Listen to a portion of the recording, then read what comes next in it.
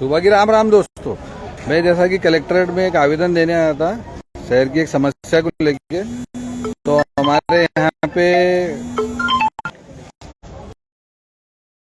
क्या कारण से आप यहाँ आए थे, तो आप आपका शुभ नाम बताएं और काम बताएं। धन्यवाद बबलू भैया। आपको सुबह के राम राम के नाम से भी जाना है और जाना जाता है। और एक आज की तारीख में आप कहना चाहिए कि यहाँ की सत्ता प्रशासन को जो आप आईना दिखा रहे हैं उसमें भी हम लोग आपका सहयोग के रूप में मान सकते हैं। वो हम तो सत्ता विपक्ष के लोग हैं तो हमारी जिम्मेदारी भी ज़्यादा हो जाती है। हम लोग यहाँ पर आए थे महिलाओं को बढ़ते अत्याचार, कल जैसे सीएमओ हरसूद पर गोली चलाई गई, उस बहुत सारे गंभीर विषयों पर एक महिला के साथ छेड़छाड़ की गई शिक्षिका के साथ, तो उन सभी को संज्ञान में लेकर एक ज्ञापन देने यहाँ पर आए थे।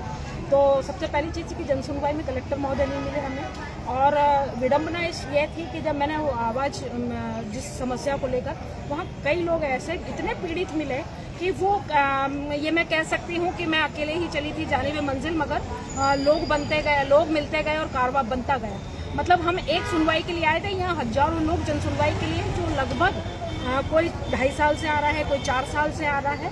तो मैं ऐसा समझती हूँ कि जन सुनवाई का मतलब होता है कि प्राथमिक उपचार, तुरंत कार्रवाई होना चाहिए। अगर जन सुनवाई 4-4 साल तक चलती रहेंगी तो ऐसी जन सुनवाई का कोई औचित्य रह नहीं जाता।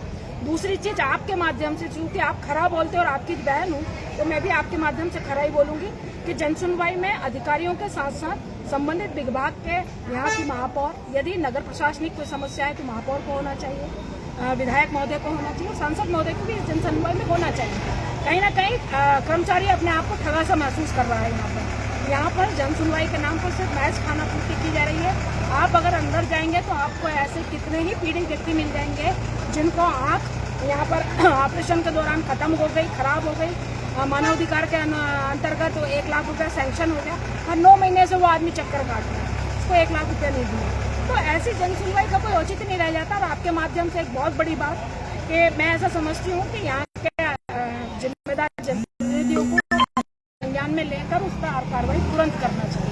ये भारत की विडम्बना है और आप लोगों की भी विडम्बना है कि जब कुछ कांड होता है उसके बाद ही क्यों जगते हैं।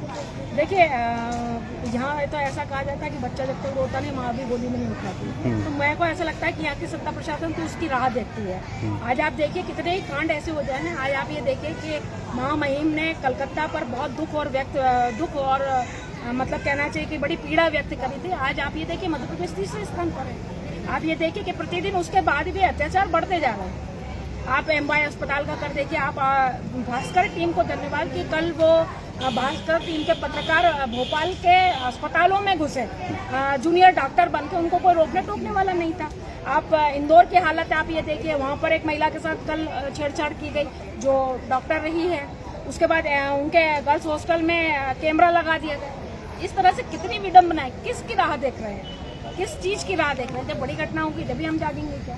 तो ये तो आप विपक्ष का भी काम है, और मैं आपके माध्यम से आप ही की पार्टी के और सत्ता पक्ष की पार्टी के जो युवा नेता चुनाव के टाइम पैराशूट से उतरते हैं तो उनको भी मैं यहाँ से बोलूँगा कि धरातल पे आप जीरो, हर पार्टी का बोलूँगा, जो जमीनी स्तर का कार्यकर्ता उसकी प्राथमिकता दे। लेकिन होता कि आप जैसे लोगों को घर बिठा दिया जाता है और जो पैसा दे देता और पैराशूट बन के अप्रोच लेके आता उनको दे देता, तो उसके कारण देखिए, आपने बताऊँ आपको कि आवाज कोई भी उठाए, आवाज में दम होना चाहिए, सच्चाई में दम होना चाहिए। 1 उठाए या 10 उठाए। दूसरी चीज, अगर मैं पदाधिकारी हूँ, आप पदाधिकारी हैं, तो हमारी ये जिम्मेदारी हो जाती है कि हम उसके कर्तव्य का पालन करें। आज हमारी ये सब मात्र शक्तियाँ, ये भी पदाधिकारी हैं, और सबसे ज्यादा बड़ी जिम्मेदारी विपक्ष के साथ यहाँ के सत्ता पक्ष की हो जाती है, क्योंकि सत्ता ने आपको चुना है। जब आप बड़े गौरवान्वित होकर जब आप जीतते हैं तो आप ये कहते हैं हिस्ट्री बना ली और ये कर दिया और वो कर दिया, 20,000 से जीत गए। तो मैं ऐसा समझती कि उनका दायित्व तो हमसे पहले बन जाता है। आपको चुना है इस जनता ने, इस विश्वास पे कि आप शायद कोई बहुत बदलाव करेंगे। यहाँ कोई बदलाव उनके करीबियों का तो कहना है कि लोगों ने परेशान करके रखा, घर में रिबन काटने आओ, मुंडन में आओ, शादी में आओ, सगाई में आओ। तो ये गलती तो जनता की है ना, उनको चुन रही है ना। नहीं, उसके बाद भी घर पे व्यक्तिगत कार्यक्रमों में आप बार बार सब परेशान कर रहे हैं। उनका कहना है, उनके सहयोगी और उन लोगों मेरे ऊपर मैं डिसाइड करूंगी जनप्रतिनिधि कि मेरा दायित्व और मौलिक अधिकार मेरे क्या है।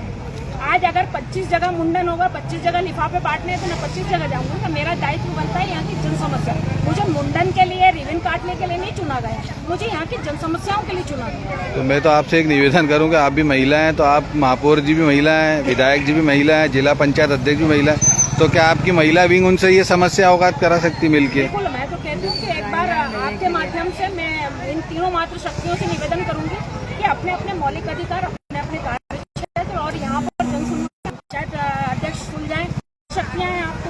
और मैं समझती हूँ कि मात्र एक महिला की समस्या एक महिला बहुत जल्दी समझे। बस ये आपके यहाँ से हम निवेदन करेंगे तीनों जनों से, महापौर, विधायक, जिला पंचायत अध्यक्ष से, कि कांग्रेस की महिला विंग के साथ बैठकर शहर पे जो महिलाओं की समस्या का ही निराकरण कर ले, बाकी की तो जो होगा तो होगा, बात क्या मैटर है। क्योंकि अभी जैसे कलकत्ता में जो घटना हुई तो सारा देश रो रहा है, तो 2011 में निर्भया के टाइम भी 6-8 महीने सब हम चिल्लाए रोए, और बाद में क्या स्तर गिरा कि बढ़ा? भैया आपने अभी निर्भया कांड का निकाला, 11 साल पहले निर्भया कांड ने जिसने देश को हिला दिया, उसके बाद भी एक निर्भया फंड बना था। आप परसों का पेपर उठा के देखेंगे कल का, तो उसमें निर्भया फंड के नाम से 5,02,013 रुपए, करोड़ रुपया निर्भया फंड के माध्यम से राज्य सरकारों को बांटा था। आज आप ये देखिए कि निर्भया कांड के फंड का जो पैसा था, उसमें भी बेटियां हमारी निर्भय नहीं बन पाई। आज उसका सदुपयोग ही नहीं हो रहा उस फंड का।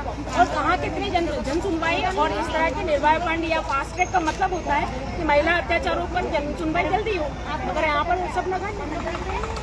धन्यवाद आपका बहुत बहुत टाइम देने के लिए।